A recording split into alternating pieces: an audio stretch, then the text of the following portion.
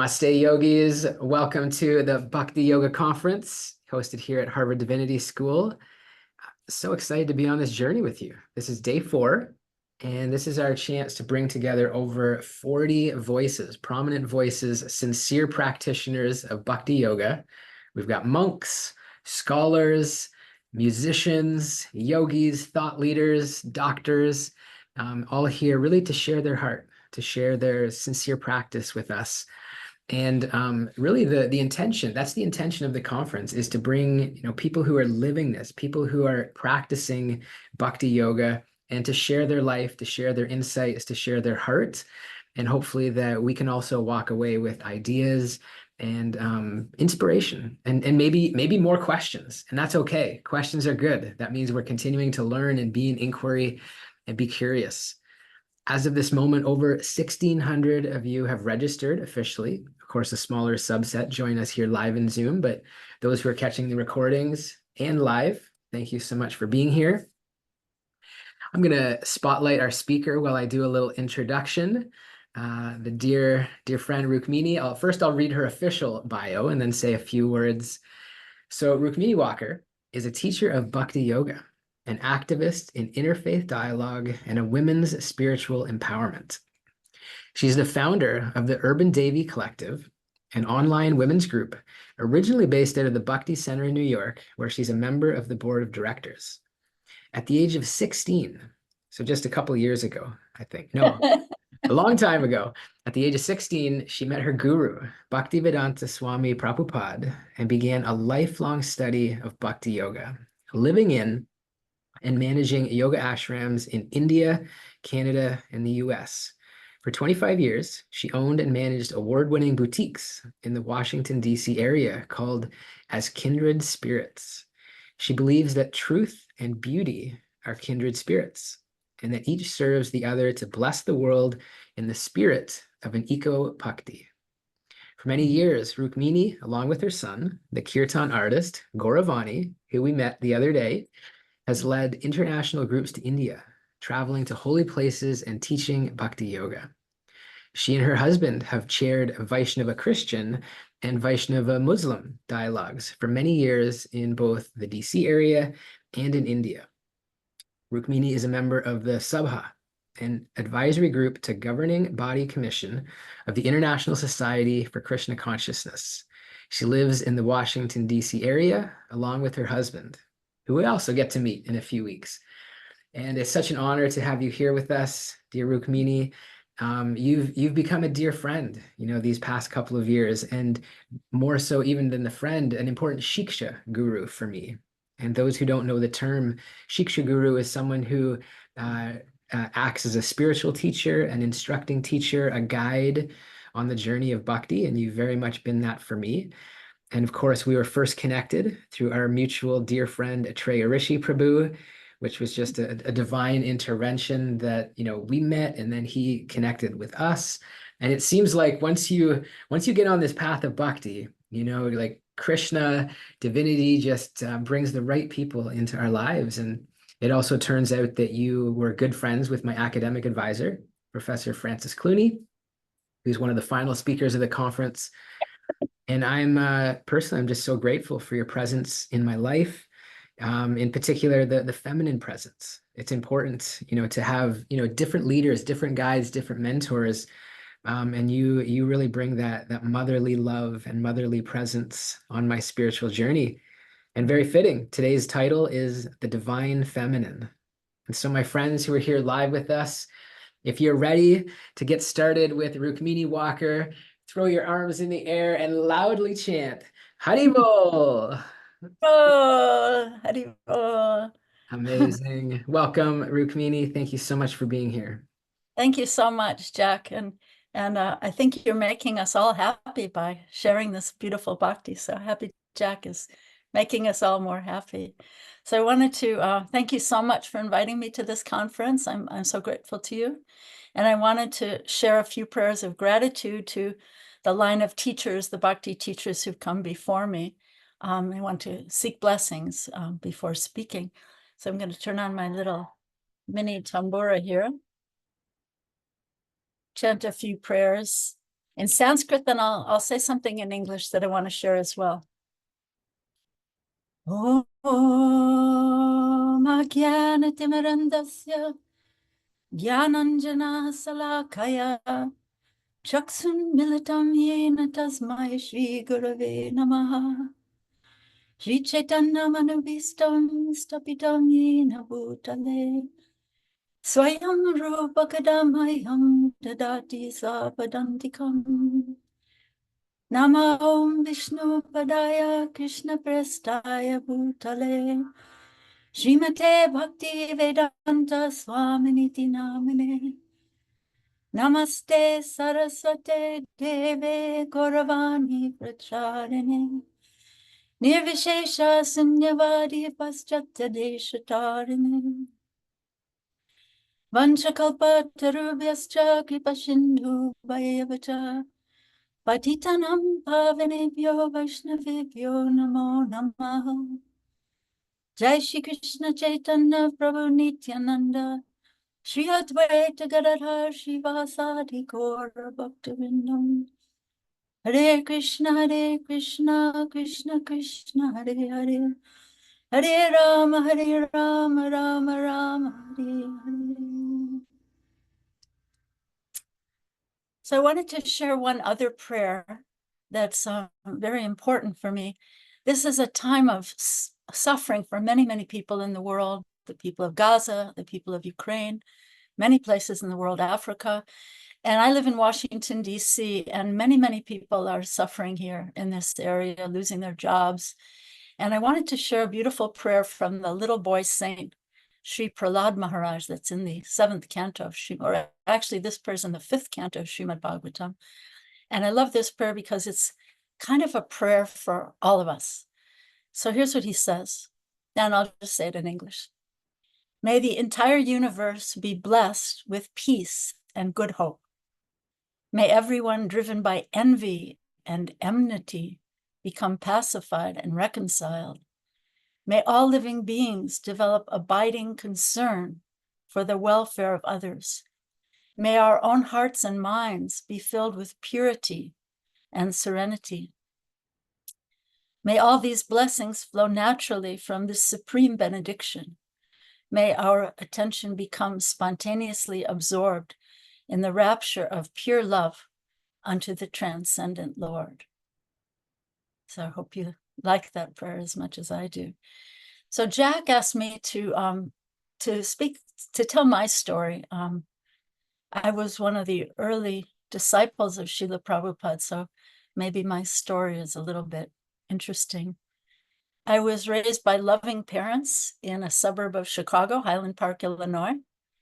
And I'd say they tried to understand me, but I couldn't really figure out what was going on in the world. I couldn't understand what was driving people to do what they're doing, their work, their play, the country clubs, the goals of their lives just seemed to me to be so petty and unreal. And when I reflect back on it, I kind of feel like at the time, I kind of felt like I was dropped from another planet. Yeah, I just couldn't figure it out. And I was reading voraciously from many spiritual traditions, and of course I was searching. And in particular, one book was very important for me. It was a book that I read called The Way of a Pilgrim. I don't know if any of you are familiar with that book, but it's from the Russian Orthodox tradition. And it tells the story of a Russian pilgrim who once heard that it was possible to chant the Holy Jesus prayer incessantly. So the prayer is, Lord Jesus Christ, have mercy on me. And he was walking through Russia, and his only possessions were a loaf of bread, a bag of salt, and the Jesus prayer on his lips, until the book said it became synchronized with his heartbeat. So I was so enchanted by that. And I was trying to do it. I was trying to do it while I was swinging on swings at my middle school. But I'd say that was my first experience of what we in the Bhakti tradition call mantra meditation.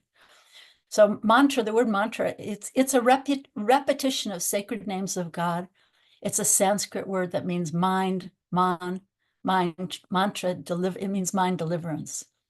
So maybe you're familiar, many spiritual traditions, the Orthodox tradition, the Catholic tradition, Buddhist tradition, Islam, have similar practices honoring the holy name of God. So really, I was seeking to understand who I am and what my purpose here, what is my purpose here in this world. And I'd say I was looking for unconditional love. And isn't that what most of us are really seeking to love and be loved for who we really are, without the masks, without the games. And so yeah, this was in the late 60s. It was a time in the US. It was a time of revolution. It was a time of upheaval. And I'm thinking almost now, this is also a time of upheaval. And often during times of upheaval, people look inward. So I hope that might be a result of the upheaval that's happening in the world today.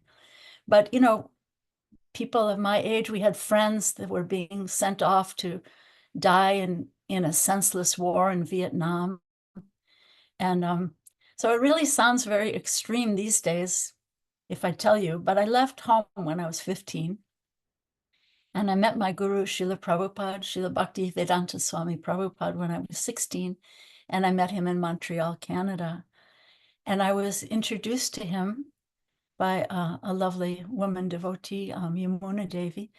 And she said, at that time we called him Swamiji. So she said, Swamiji, this is Wendy, and she's only 16 years old, and she would like to become your disciple. And it's amazing to me. But the first thing he said to me, very tenderly, he said, but where are your parents? Where are your parents? You know? So he was feeling the pain of my parents who were so far away, such compassion. And then a few days later at my initiation, he told me, he said, you are a beautiful girl. And then he gave me an instruction for a lifetime. He said, now become more beautiful within also. So I'm working on that. I'm trying for that. Another nice story is once in New York City. So maybe you know that the first Hare Krishna temple was a tiny little storefront in, welcome to the cats, welcome. Yeah, so the first Hare Krishna temple was a little tiny storefront almost right off the Bowery in New York City. And Prabhupada had a small rented apartment in the back through a courtyard. And so a few of his students were in this apartment one evening, and he was looking into each of our faces very intently, with great intention. And he said, I want each one of you to open a temple somewhere. And again, I was only 16 years old, and I just blurted out, I said, even the girls, Swamiji? And maybe I had no idea of feminism at that time, but he was laughing and he said, oh, there is no difference between the boys and the girls when you are sharing Krishna consciousness, which is the name he gave the Bhakti path. He said, there is no difference. And he began to speak about Janava Devi, who was a great spiritual leader during, just after the time of Lord Chaitanya, and how she was leading the entire mission, the Hare Krishna mission, the Sankirtan movement. So he spoke about her. And so she has always been to me a great mentor, especially since he spoke about her to me so early in my spiritual life. Another nice story I'd like to share. I was serving in Boston, Jackson, Boston. So I was serving in the Boston temple at one time. And it seemed Prabhupada was visiting for a few days. And it seemed to me that all he was speaking about was just try to become sincere, just try to become sincere. And in fact, it's a very important principles on the path of bhakti: sincerity, simplicity, and being without ulterior motive, being straightforward, not having any hidden agenda. So I kept hearing him say this, try to become sincere. And so finally I asked him, I said, but Prabhupada, how do we become sincere? And again, he looked at me with a little twinkle in his eye and he said, how do you become a thief? And I was so shocked. I said, well, you would, hang with thieves. You would learn to do what they do. You would practice. You would learn to talk the way they talk and eat what they eat and learn their best techniques and practice. So he said, he's laughing, and he said, yes, so you must practice. If you practice being sincere, then you eventually become sincere. And another little story that I think is important to share here is that once I had a beautiful picture of a goddess, and I didn't know who she was. And I asked him, who is this goddess? And he told me that she is Bhakti Devi, an expansion of Sri Radha, the divine feminine, or the feminine divinity. So isn't it interesting that the very process of Bhakti Yoga is herself a goddess, expanded from Sri Radha, the divine feminine goddess? So just to wrap up about me, so I've lived and I've served in the US and Canada and India as an artist, as a priest. I've owned designer galleries in the DC metro area for 25 years. And these days, my work in the world, and what's really an inspiration for me, is this project that Jack mentioned, Urban Devi, which is meant to uplift the voices of contemporary women in the 21st century through the path of Bhakti Yoga. So that's what I'm inspired to do right now. So yeah, to speak about this divine feminine, this feminine divinity. So who is she, and who am I, or who are we in relationship to her? And I was thinking, you must have heard in your yoga training that our true nature is Sat, Chit, and Ananda, or eternity, knowledge, and joy, or bliss. So I was pondering this, and I was thinking, imagine if you lived eternally, maybe even with some degree of knowledge, but without any joy or bliss. What would that experience feel like? It might actually feel like some kind of an eternal hell when you think about it. So Bhakti Yoga is the path for cultivating spiritual emotions that culminate in overwhelming bliss or joy. And when those emotions are offered up to the source of us all, in Bhakti we call that source Krishna or Govinda, the divine masculine, and Sri Radha is the divine feminine, counter whole, not counterpart, but counter whole of Krishna. She's the joy, she's the pleasure potency of Krishna. And our intrinsic nature is this eternity, knowledge, and joy. And we are expanded from her. So that joy, is actually coming from her. So our true nature is that we are eternal, we are individual, shining molecular particles of spirit. And we're meant for giving joy or pleasure to divinity, or Radha Krishna. So I think it's a very interesting counterintuitive mystery of this bhakti path, I'd say, that the more we try to give pleasure, the more we receive it. Or the more you give love, the more you get love. And it reminds me, did you ever play when you were a child with one of those little straw Chinese finger puzzles? You put it on your finger, and then you struggle to pull it off. And the more you try to pull it off, the more it gets stuck. But then the more you let go, the easier it is to get free. And I was thinking of this as almost a metaphor that when we try to control this world, as try to control other people, try to control circumstance, and really kind of isolate and put myself on a pedestal as the enjoyer, the controller, then it just lends so much trouble and struggle to my life. But as soon as we let go and realize that I'm actually a servant of divinity, then that joy can begin to surface in our hearts. And yeah, I read this beautiful quote from the French philosopher Pascal. I want to share it with you. He says, "We all place ourselves at the center of everything. Because we do that, we are actually unjust. There are no virtues in us. reflect on that. He says, we're still, we want everyone else in the world to recognize that, that I am at the center. And in that way, we become obnoxious or intolerable for others. And that is our difficulty. So, so I think this is our illusion, and our degradation is when we try to become controllers, or when we isolate. We come under this illusion of false ego, thinking we are separate from the divine or our source, that I can control things separately from God. And our happiness is when we can reconnect with divinity. So this duality kind of propels us into the material realm, like the biblical story of the prodigal son. So I'd say prodigal son or prodigal daughter. We have a spiritual amnesia. We've forgotten our identity, our loving home. We're like wandering homeless beggars, just strangers in a strange land. I don't know if I speak to all of us, but I think many of us feel that.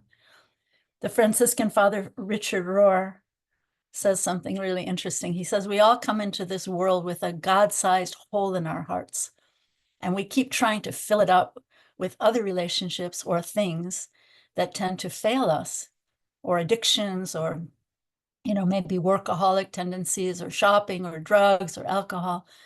But we're missing, oh, there's a dog. Good, we have a cat and a dog. Hello to the dog, yeah.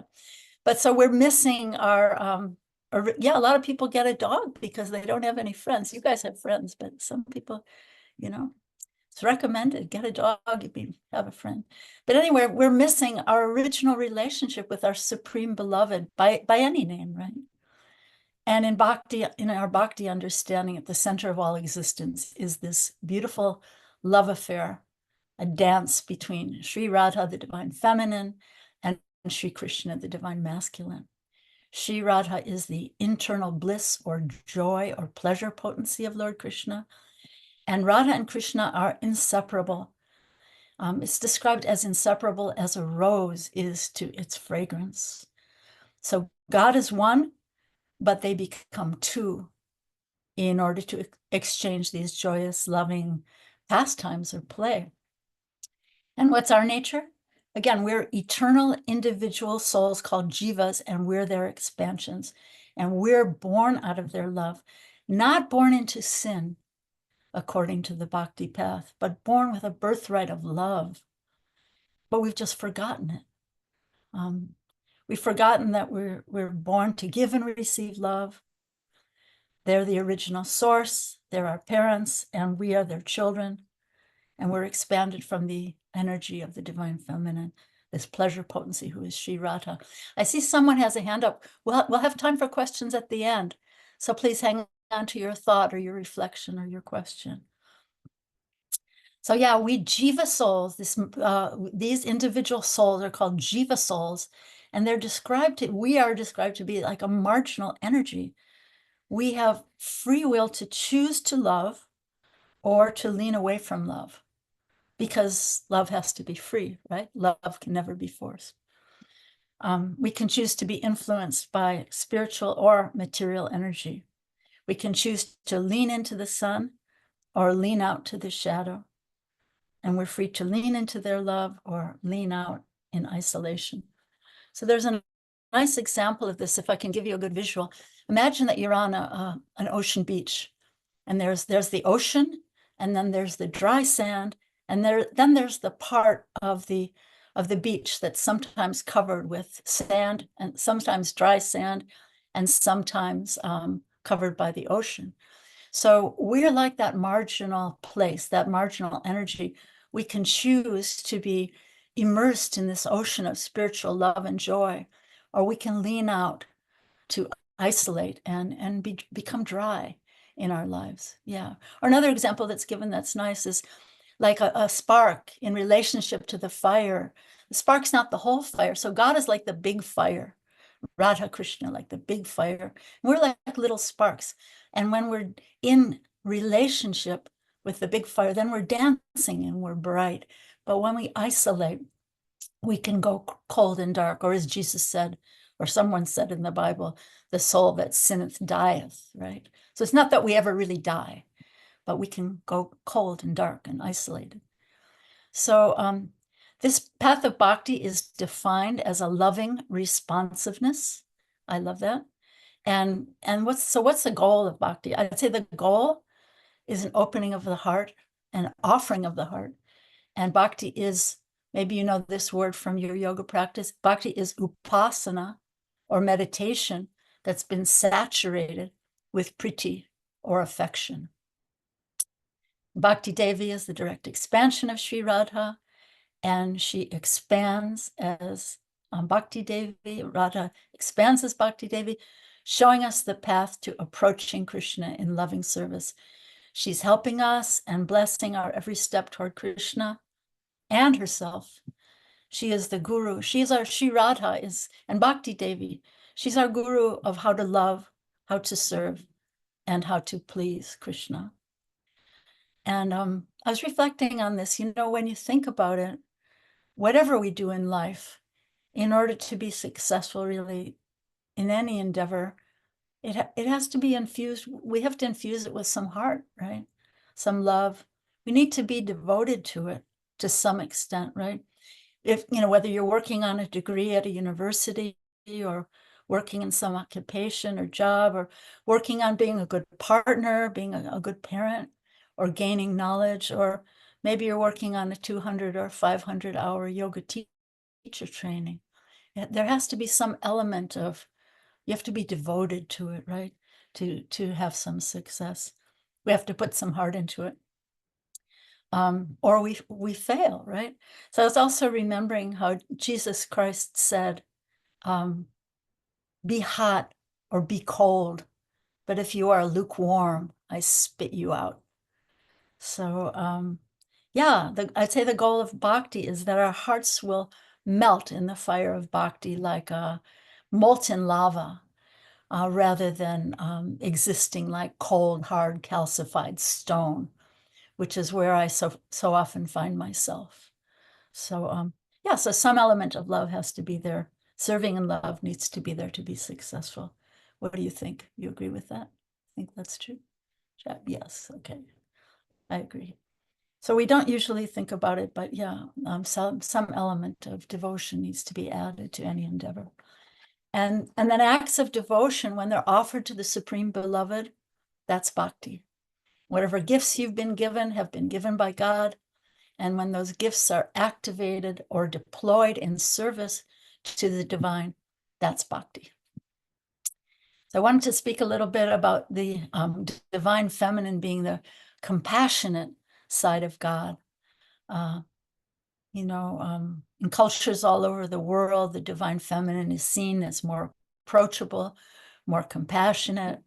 In Catholicism, Mother Mary, right? The Beatles sang, I wish I could remember the tune, but when I find myself in times of trouble, Mother Mary comes to me, speaking words of wisdom, let it be, right? In Asia, Kuan Yin is the goddess of compassion. In mystic Judaism, the Shekinah is a term for the divine feminine aspect of God that's associated with, she's associated with love and compassion and healing. So Sri Radha is the goddess of compassion. She is Krishna's compassionate nature. And the path of bhakti is, again, her expansion. So all the goddesses that you've heard of from India, goddess Saraswati, Lakshmi, Parvati, even the fierce goddesses like Kali, are all expanded from Sri Radha for different purposes in this world. And my guru, Srila Prabhupada, prayed for her blessings before he set foot on American soil. And therefore, I feel like he was successful in his mission of teaching Bhakti Yoga. And he taught us that if you have a prayer, to place it in the hand of Sri Radha, and she will plead your case to Krishna. Maybe if you've been to a Hare Krishna temple somewhere, a lot of times you see the Radha Krishna deities, Radharani will have her right hand up to bless you. So if you have a prayer, place your prayer in her hand and she will recommend you to Krishna. And the way Srila Prabhupada described it so beautifully, he said, and even if you are a rascal number one, and rascal is a really bad word in India. I mean, in the US, we have reruns of the Little Rascals. I don't know if you guys ever saw that. They're so cute, running around town with their donkey. And so we kind of think rascal's a really cute word, but in India, rascal's a really bad word. So Prabhupada said, even if you are a rascal number one, Sri Radha will recommend you to Krishna and say, she is better than me. He is better than me. Please accept her. Please accept him. So Radha and Krishna, they share a dance of love, and their play together is like, because they're one, kind of one in two forms, right? Their play is considered to be like a child playing with her own reflection in a mirror. They're one, but they become two in order to enjoy these pleasure pastimes together. And they are eternally inviting us, all living beings, to join them in this divine dance of love, a universal dance of love in beloved community. So Dr. Martin Luther King Jr. spoke about this ideal of a beloved community, where people would not be judged by the color of their skin, but rather the content of their hearts. And, our hearts are meant to be full of love for the Supreme, but also inclusive of all living beings. Not only humans. I feel like the path of bhakti goes so much further than the United Nations Declaration of Human Life, because it includes all living beings. And in our culture, we have a pyramid of power where humans are at the top, and you see humans are at the top, and the earth, the animals, the plants, the trees, the whole environment is down below. But I think the path of bhakti is meant for reversing, or, yes, victory, reversing or inverting that pyramid of power and placing ourselves at the bottom in the mood of, how can I serve? How can I serve the earth and the animals and the plants and the trees and the environment and all living beings in a spirit, and God in a spirit of humility? So Cupid, or mundane love, enchants the entire world, but it's described that Krishna in his divine beauty enchants even Cupid himself. And Sri Radha enchants Krishna, the enchanter of Cupid. So I want to share some beautiful prayers with you, and I hope you don't mind if I say them in Sanskrit and then in English. I just want you to hear the beautiful cadence of the Sanskrit chanting. So here's one. This is a prayer to Sri Radha. I hope you like it. Devi Dukha Kulasagarotare Duyamanam Ati Durgatam Janam Tam Kripaya Prabalanokayat Bhutam Prapaya Swapada Pankajalayam. Oh Goddess, kindly hear this unfortunate person who is now drowning in an ocean of pain. Place her in the sturdy boat of your mercy and ferry her across to the wonderful realm of your lotus feet. Here's another one I like. Radhe Vrindavanadi se Karinam Rita Vahini Kripaya Nitapadabja Dasyam Mayam Pradiyatam. O Srimati Radharani, O Queen of Vrindavan, you are a river flowing with the nectar of mercy. Please be kind to me and give me a little service at your lotus feet. And here's one. It's a prayer to Radha and Krishna together. And in this one, the poet is actually praying to his tongue, which is funny, right? But he's begging his tongue, dear tongue, please try to drink the sweet names of Radha and Krishna. Oh, my tongue, you are overwhelmed with the desire for material enjoyment. Please hear my instructions. Always remain deeply absorbed in drinking the nectarian loving sweetness of the divine and beautiful names of Radha and Krishna. The name of Sri Radha is ever blissful and is divine ambrosia. Radhika's name is very sweet and enchanting and is the abode of complete fulfillment and satisfaction. With great care, my dear tongue, you should eagerly mix and blend this ambrosial name of Radhika in the wonderful sweet condensed milk of the name of Krishna. Now add to that mixture the sweet fragrance of love and affection, which is both cool and delightful.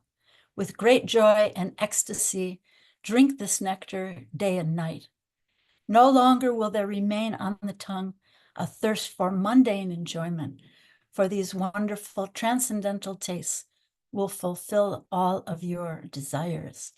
And then the poet begs for delight and ecstatic rapture in the hearing and chanting of the divine names of Radha and Krishna.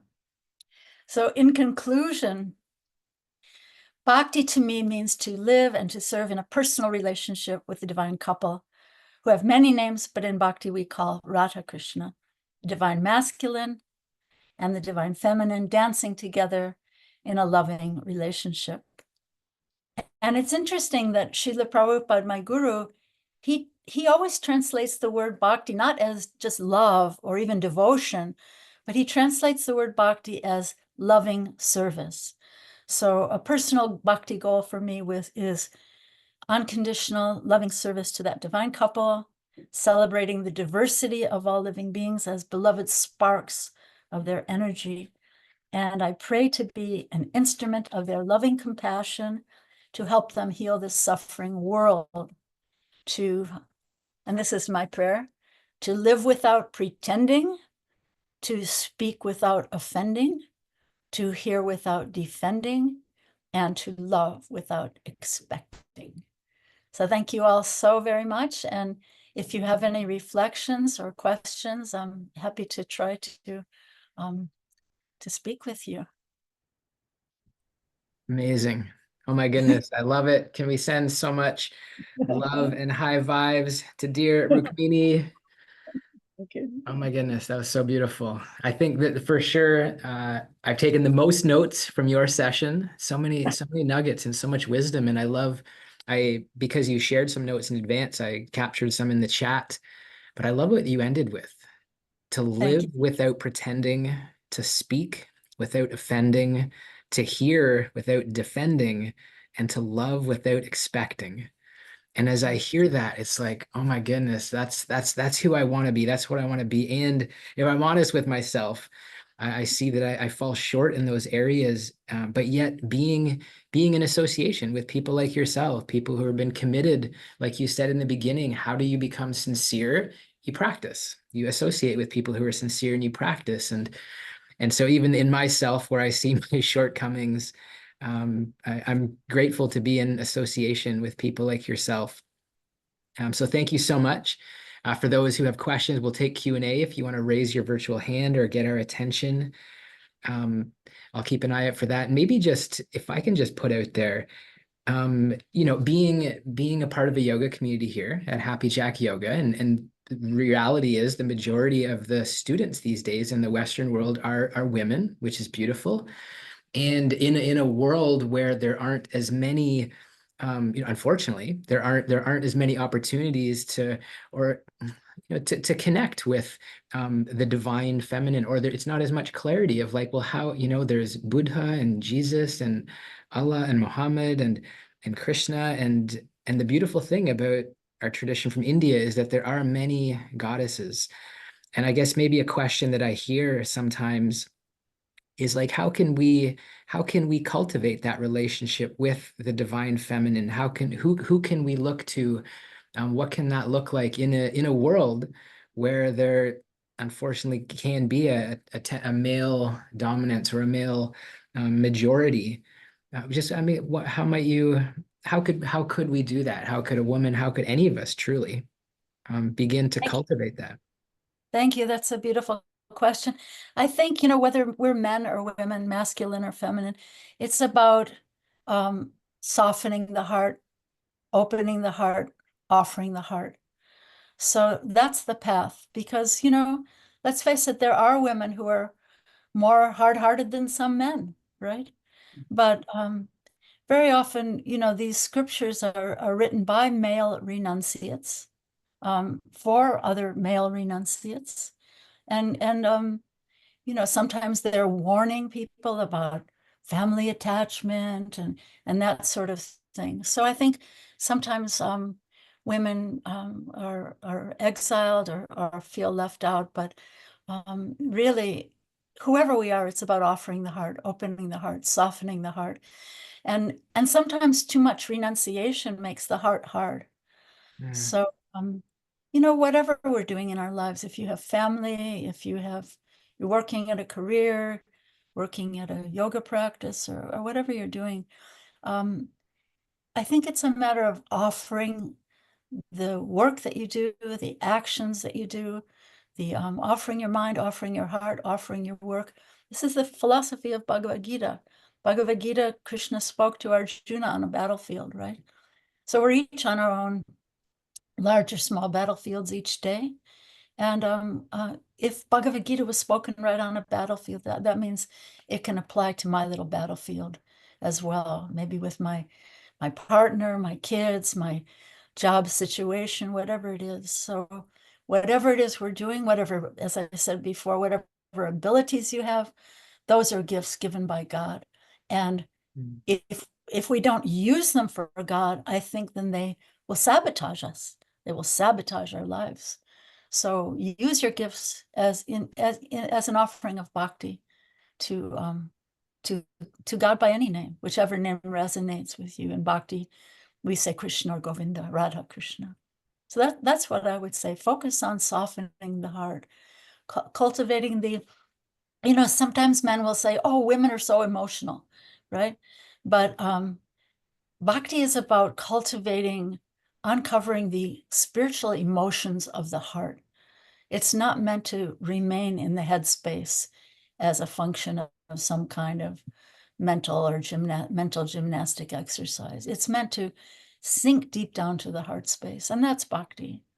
And I think many people on the path of bhakti, even on the path of bhakti, do remain in that kind of headspace. So I think it's a very active, dynamic intention to sink down to awaken the emotions, the spiritual emotions of the heart. So I hope that's helpful. Very helpful. Beautiful. I'm seeing the acknowledgements here. We've had a couple of questions in the chat. Nobody's raised their virtual hand yet. Love to bring someone on live.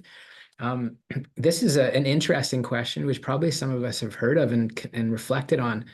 So, gender identification has become a heated debate in current society.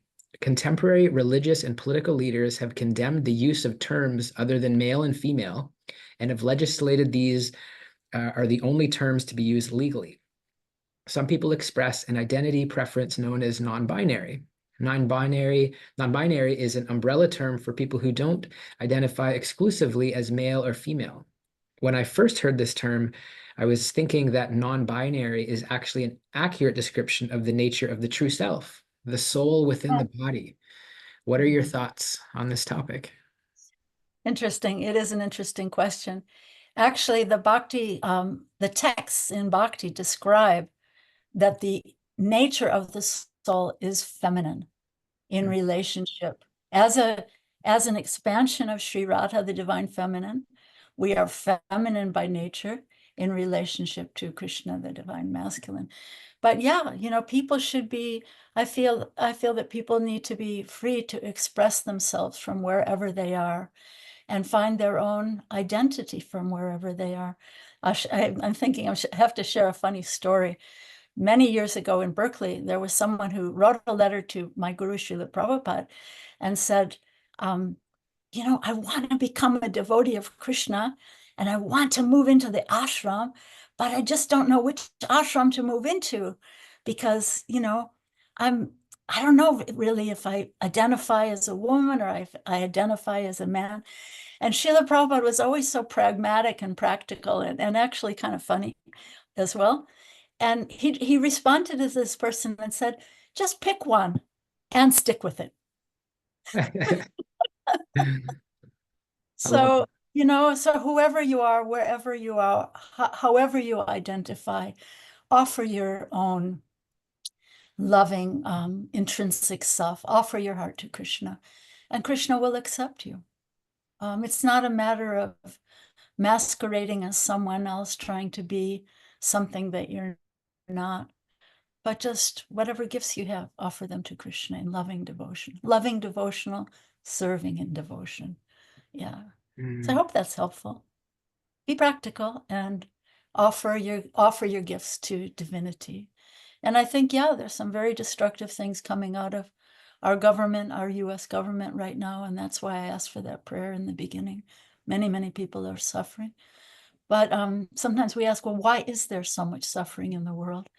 And maybe that is the reason, so that we tend to turn inward when there's suffering. Do we turn inward when there's not suffering? Maybe, sometimes. But I think more definitely when we're in a situation of great suffering, we do tend to turn inward, pray to God. What did they say? World War I, they said, there are no atheists in the foxholes. I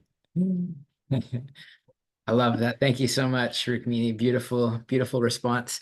We got a question over in the UK. Let's get our friends Sarah and George on the line. Welcome, welcome. Hi, thanks for your talk. I had a question. Where's the best place to learn more about Radha? Because I've learnt a lot about Krishna, and we've done a little bit of the Divine Feminine with Jack. But is there? I know that presumably she's in the 10th canto, the Srimad Bhagavatam. I haven't got there yet. Is that the Yeah. best place to find out more, or is there a text specifically? Well, you can read Srimad Bhagavatam, you can get to the 10th canto, but you can also read Prabhupada's Krishna book, which he wrote very early on, and there's lots of stories of Sri Radha there. He wrote the Krishna book as a summary study of the 10th canto because he didn't know if he would live long enough to get to the 10th canto. But there's also a wonderful book that's written by one of my god sisters called Bhakti Shakti that I would highly recommend.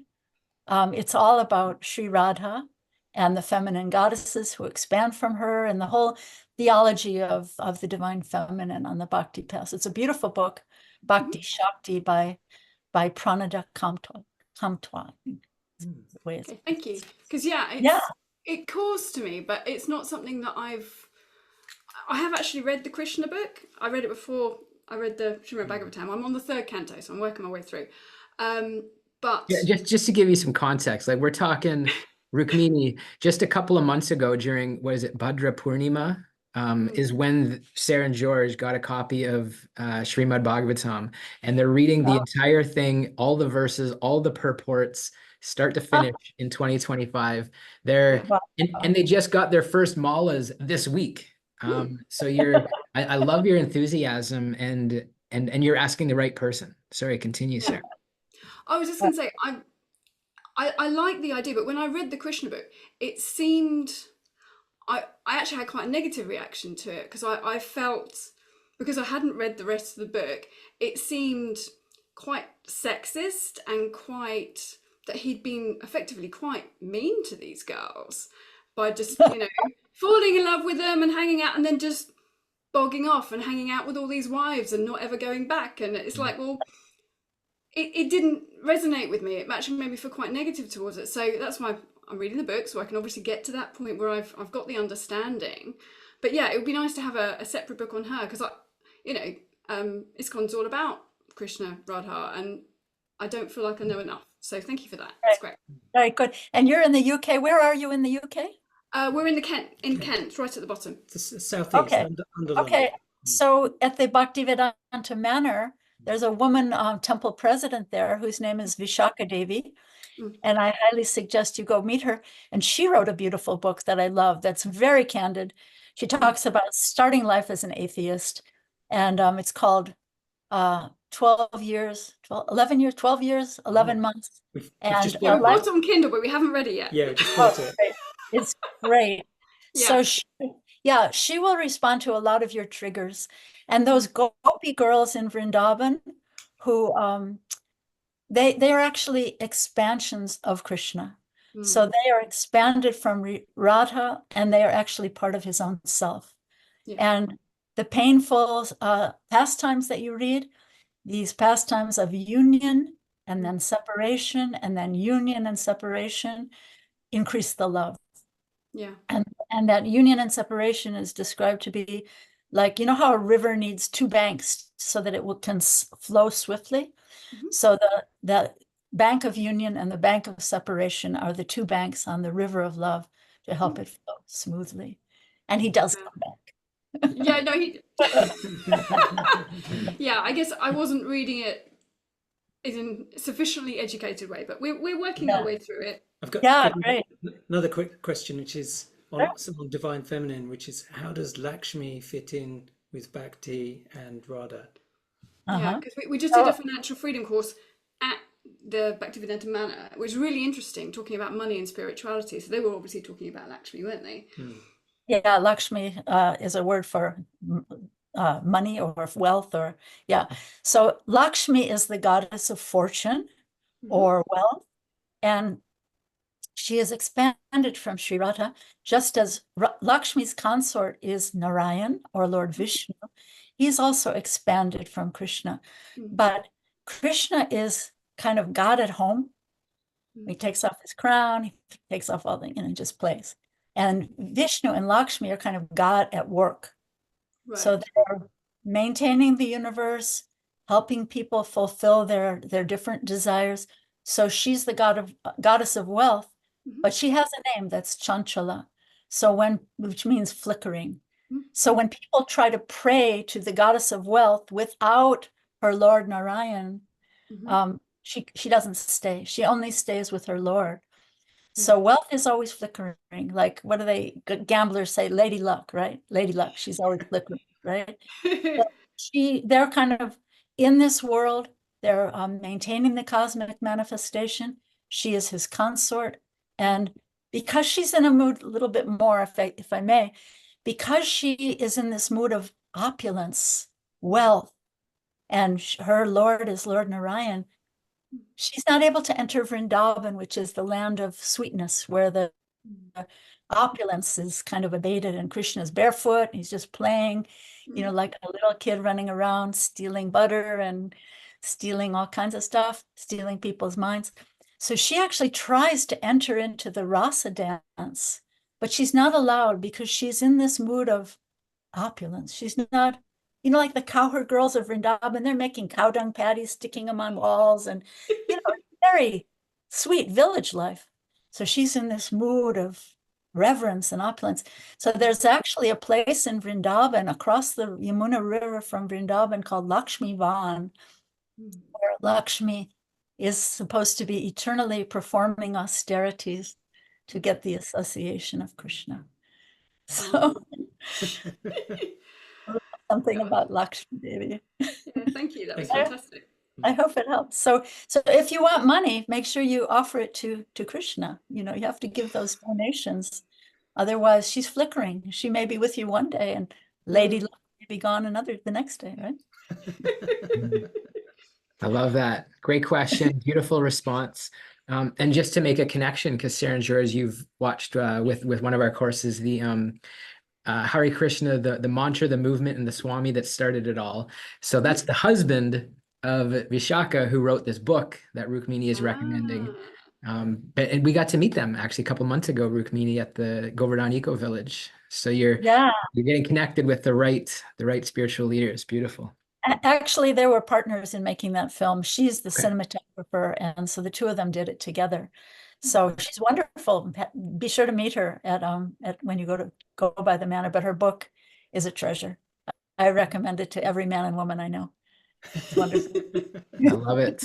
Amazing. Well, thank you so much. Let's send some love, high vibes. Sarah and George, Team UK, thank you. We got just a couple minutes left. Maybe we'll see if we can get one more of these hands, but then want to be respectful of Rukmini's time and everyone's time. Karen, are you able to come on video and ask? There you go. Get you on mute. See, two hands up. Celia also. Welcome. Hare Krishna. Am I on? You're on. Hey, it's great to see you. Oh, great to see you. Are you in Switzerland? Yes. Welcome. Thank you. Yeah, I'm so happy that I caught you.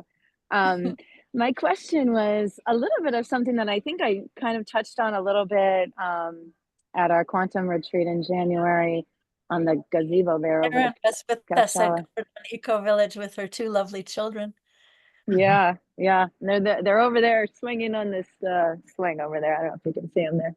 But anyway, so yeah, my question, just like if I can sort of somehow consolidate the thought, which is like a little bit about this sort of feminine divine aspect that I just really haven't heard mentioned a lot in the Bhakti things. And maybe I'll have to read Bhakti Shastri and the other books you mentioned.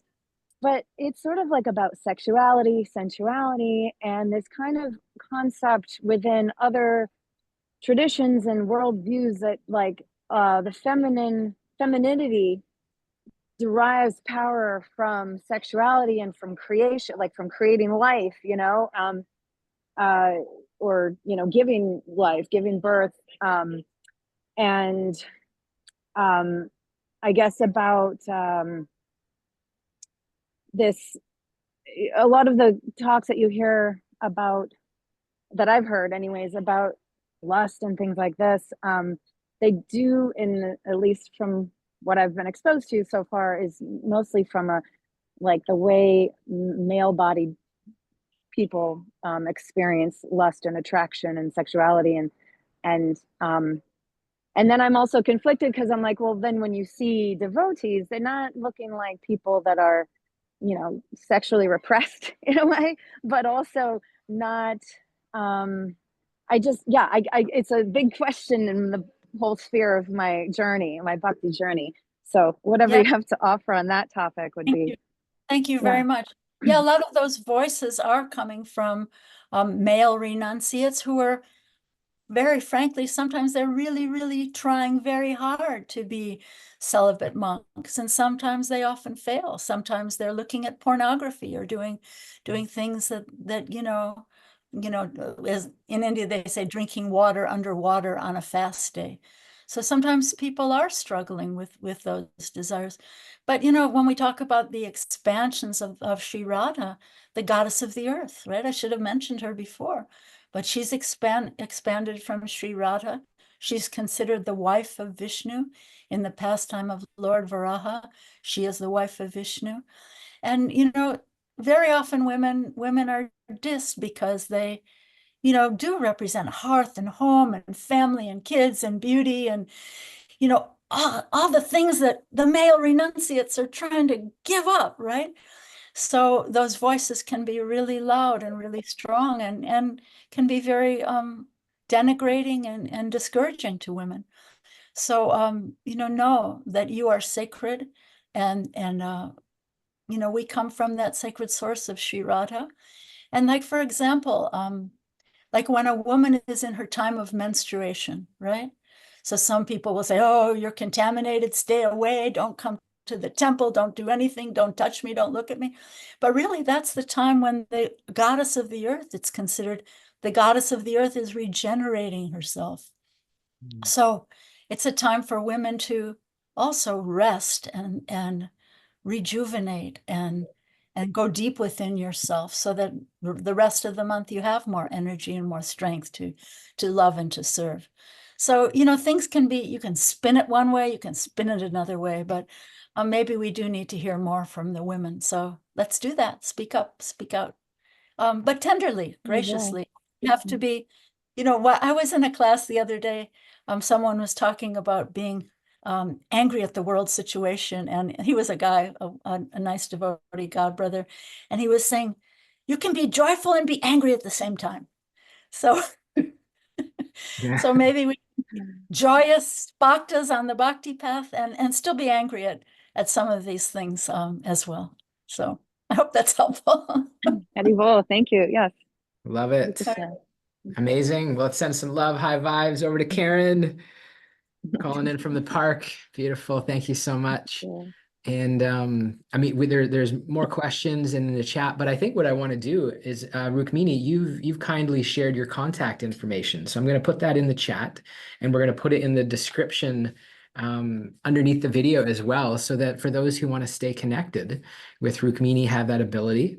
So I'll just briefly mentioned. It's urbandavy.com, rukminiwalker.com, of course, on Facebook. And then we've got your email address there as well. But this is a living legend. We're in the presence of a living legend, one of the earliest disciples of Srila Prabhupada, a dear Shiksha Guru, great teacher for all of us. And thank you so much for taking your time. Really encourage everyone to stay connected, to stay in touch. And certainly with our community, you'll be back. We'll be, I'm sure by popular demand, we'll have you back for a satsang in the near future. But friends, in 1 hour from now, we've got another divine feminine another woman speaker who's going to be leading here at the Bhakti Yoga Conference, Kishori Gopi. But in the meantime, please join me in sending so much love and high vibes to Rukmini. And my friends, make it an amazing day. Namaste. Thank Namaste. Haribol. Haribol. Thank you. Lord, thank you, Where is the Rukmini. Prabhupada? Haribol. Thank Hare you. Krishna. Thank you. Thank you.